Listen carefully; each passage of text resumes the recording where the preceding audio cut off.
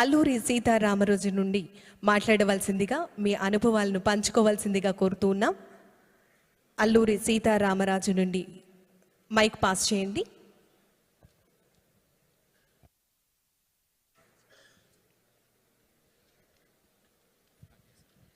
Sir నమస్తే sir.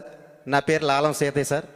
నేను అల్లూరి సీతారామరాజు జిల్లా చింతపల్లి క్లస్టర్ నుంచి వచ్చాను సార్ ఏపీడిగా.